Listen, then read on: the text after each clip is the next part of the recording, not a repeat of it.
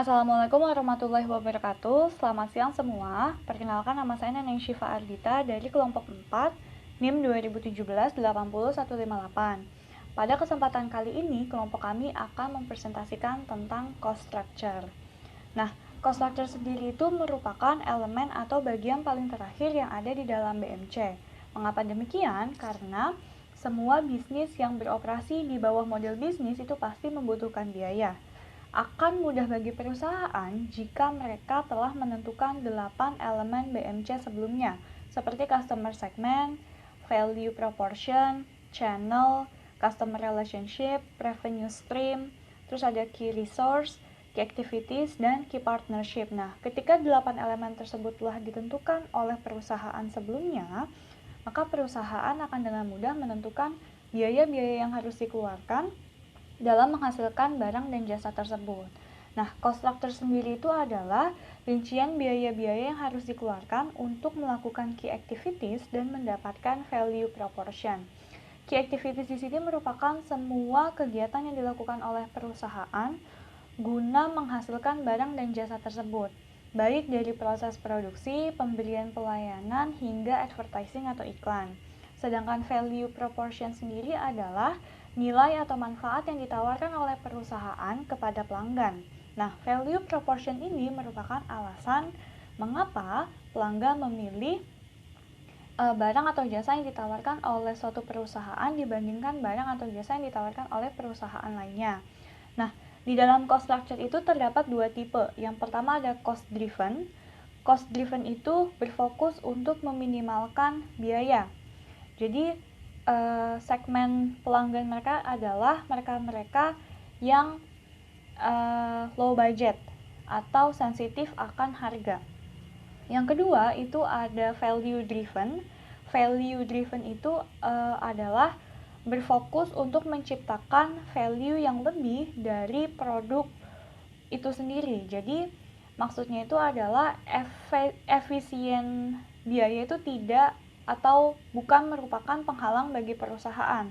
Tetapi fokus perusahaan adalah untuk meningkatkan dan memenuhi kebutuhan serta kepuasan dari pelanggan melalui pelayanan yang premium. Contohnya itu dari perusahaan penerbangan antara Garuda Indonesia dan Citylink atau AirAsia. Garuda Indonesia menggunakan cost structure tipe value driven, sedangkan Citylink atau AirAsia menggunakan cost structure tipe cost driven. Perbedaan di antara keduanya dapat dilihat dari yang pertama harganya yang berbeda, yang kedua pelayanan yang diberikan pun berbeda, serta suasana yang diberikan pun berbeda. Sekian dari saya. Materi selanjutnya akan dijelaskan oleh teman saya. Terima kasih. Assalamualaikum warahmatullahi wabarakatuh. Perkenalkan, nama saya Nurani Bun Okvilita 2017-80147. Saya akan menjelaskan tentang karakteristik dari cost structure. Yang pertama ada fixed cost. Fixed cost atau yang biasa dikenal sebagai biaya tetap adalah biaya yang dikeluarkan tanpa dipengaruhi oleh volume aktivitas operasional, baik itu produk ataupun jasa yang dihasilkan. Nah, contoh dari fixed cost ini apa? Yang pertama ada gaji karyawan. Jadi sebanyak apapun produk yang dihasilkan oleh perusahaan tersebut, gaji karyawannya tetap sama. Yang kedua ada variable cost atau biaya variabel. Nah, biaya variabel ini dikeluarkan mengikuti jumlah produk atau jasa yang ingin dihasilkan perusahaan. Contohnya biaya bahan baku, biaya upah karyawan. Nah, di mana kalau perusahaan ingin menghasilkan produknya lebih banyak, maka biaya bahan baku ini akan meningkat juga. Jadi semakin tinggi produk yang ingin dihasilkan, semakin tinggi juga biaya bahan bakunya. Yang ketiga ada economic of scale atau skala ekonomi, di mana economic of scale adalah fenomena turunnya biaya produksi per unit dari suatu perusahaan dibarengi dengan meningkatnya output yang dihasilkan. Jadi semakin banyak output yang dihasilkan oleh perusahaan, maka semakin sedikit biaya produksinya. Yang terakhir, ada economies of scope. Nah, economies of scope adalah pengurangan biaya unit produksi yang dihasilkan dari peningkatan barang yang diproduksi, di mana economies of scope ini tuh memanfaatkan volume aktivitas untuk menurunkan biaya. Materi selanjutnya akan dibawakan oleh teman saya. Saya Dihayu Landari dengan NIM 2017-80141 akan melanjutkan pembahasan tentang kasus pada materi cost structure. PT PLN sebagai perusahaan BUMN yang mendapatkan subsidi dari pemerintah harus memperhatikan arus kas dari dua sisi, yaitu sisi subsidi dan juga sisi pendapatan. Sisi subsidi ini maka PT PLN harus memperjuangkan pendapatannya untuk mendapatkan subsidi dari pemerintah. Lalu pada aspek pendapatan, maka PT PLN harus berbenah untuk menentukan struktur tarif, untuk menetapkan tarif dasar listrik, dan juga pembaruan sistem pembayaran. Selanjutnya, saya akan membahas tentang pembagian dua pembiayaan pada perusahaan PT PLN. Pembiayaan ini terbagi menjadi dua, yaitu cost in the heart dan juga cost driven enterprise. Cost in the heart ini maksudnya adalah biaya itu merupakan bagian penting dari perusahaan. Apabila pembiayaan ini tidak dilakukan dengan baik, maka ini akan menentukan hidup dan matinya perusahaan tersebut. Apabila perusahaan-perusahaan lain itu dengan semangat meningkatkan volume pembelanjaan dari konsumennya, maka perusahaan PLN melakukan sebaliknya. Perusahaan PLN berharap bahwa konsumen ini dapat menghemat penggunaan listrik. Ini dikarenakan keterbatasan PLN dalam menyediakan fasilitas produksi yang mencukupi.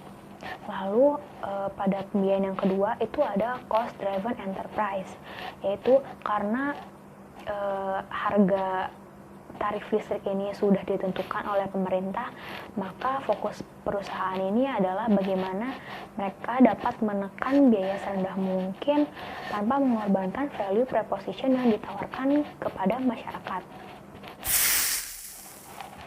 Sekian dari saya, selanjutnya materi akan dilanjutkan oleh teman saya. Assalamualaikum warahmatullahi wabarakatuh. Perkenalkan, nama saya Vidya Putri, 2017-80173. Selanjutnya saya akan menjelaskan tentang kasus PT Garuda Indonesia. PT Garuda Indonesia adalah satu-satunya maskapai penerbangan domestik di Indonesia yang melayani pasar premium. PT Garuda Indonesia ini mempunyai konsep nilai yang berupa Garuda Indonesia Experience yang merefleksikan keramahan Indonesia di seluruh touchpoint. Touchpoint ini dimaksudkan untuk memudahkan customer dalam berkomunikasi dengan Garuda. Selanjutnya itu Fly High. Garuda menempatkan nilai-nilai perusahaan itu yang dinamakan dengan Fly High. Fly High itu adalah gabungan atau akronim mengenai efisien, efektivitas, loyalty, customer centricity. Customer centricity itu Garuda menempatkan alat pengukuran kepuasan konsumen itu di counter di Bandara Soekarno-Hatta. Selanjutnya ada honesty, openness, dan integritas yang dimaksudkan untuk selalu bersikap jujur. Dengan diterapkannya oleh seluruh karyawan Garuda, diharapkan customer itu bisa merasa nyaman dengan kenyamanan yang diterapkan oleh PT Garuda itu tersebut. Selanjutnya value different. Value different ini dimaksudkan Garuda untuk meningkatkan biaya dalam mewujudkan manfaat yang dijanjikan. Selama penambahan biaya tersebut mendorong konsumen untuk membayar dengan harga premium. Manajemen biaya tetap melalui peningkatan utilitas. Penurunan tingkat seat load factor meningkatkan biaya pada per penumpang pesawat karena biaya pesawat itu merupakan biaya tetap. Dengan demikian, semakin kecil utilitasnya, semakin besar biaya depresiasi per penumpang. Selanjutnya logistik itu bisa menjadi sumber biaya yang tinggi bila proses pengadaan, pengelolaan, dan disposal itu tidak dikelola dan diawasi dengan baik. Yang termasuk dalam logistik itu adalah pengadaan makan untuk penumpang, peralatan makan di pesawat. Selanjutnya itu manajemen bahan bakar. Pesawat Garuda Indonesia ini membutuhkan bahan bakar. Selain fluktuasi harga dalam US dollar, Garuda juga menanggung nilai tukar rupiah. Komponen biaya yang berfluktuasi ini perlu dikelola oleh satuan dari manajemen risiko secara bersama-sama.